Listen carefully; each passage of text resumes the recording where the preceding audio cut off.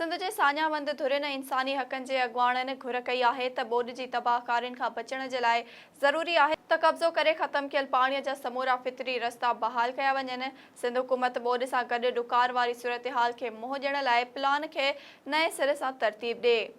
SS news जे reporter Fazil चन्ना मूजिब अहिड़नि ख़्यालनि जो इज़हार हिननि साउथ एशिया पार्टनरशिप पाकिस्तान पारां जज़्बा प्रोजेक्ट तहत माहौलियाती असर ऐं उन्हनि जो हल जे उनवान हेठि हैदराबाद प्रेस क्लब में मुनक़िद कयल पीपल्स असेंबली में ॻाल्हाईंदे कयो। असेंबली में हारियुनि हारियाणियुनि ऐं पोरियत औरतुनि बि शिरकत कई। उन मौक़े ते ज़रई ऐं माहौलियाती माहिर professor Ismail Kumbhar, South Asia partnership Pakistan जी अॻुवाण शहनाज शीदी, इंजीनियर मुस्तफ़ा उॼण, इंसानी हक़नि जे अॻुवाण M प्रकाश, अब्बास खोसो, समाजी अॻुवाण मारवी एवाण, पुष्पा कुमारी ऐं ॿियनि ॻाल्हाईंदे चयो त माहौलियाती तब्दीलियूं थियूं आहिनि, उन करे घणियूं बरसातूं थियूं ऐं तबाही आई, पर हाणोकी ॿोॾि जी तबाही रुगो मौसमी तब्दीली न हुई।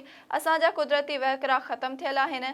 फितरी वहकिरा बहाल थियल हुजनि हा त सिंध में एॾी वॾी तबाही न अचे हा। हिन चयो त दुनिया में इहो बहस हलंदड़ आहे त असांखे माहौल दोस्त एनर्जी ॾांहुं वधणो पवंदो त जीअं मौसमी तब्दीलियुनि खे मुंहुं ॾेई सघिजे, पर असां वरी डर्टी एनर्जी ॾांहुं वधी रहिया आहियूं। सिंध में हर 200 किलोमीटरनि ते आबो हवा तब्दील थियल आहे। ज़रई फसलनि में वाज़िह फ़र्क़ बि नज़र ईंदो आहे। मेवनि जो टेस्ट मुख़्तलिफ़ थिए थो, पर रुगो हुकूमत ज़रई शोबे ते बहितर कमु करे ज़राअत दोस्त ऐं इंसान दोस्त प्लान जोड़े त सिंध खे ज़रई तौर ते सघारो बणाए सघिजे थो। उन मौक़े ते प्रोफेसर इमदाद चांडियो, नादिया लाड़क, सीनियर सहाफ़ी इसहाक़ मंगणियो ऐं ॿिया पिणु मौजूदु हुआ।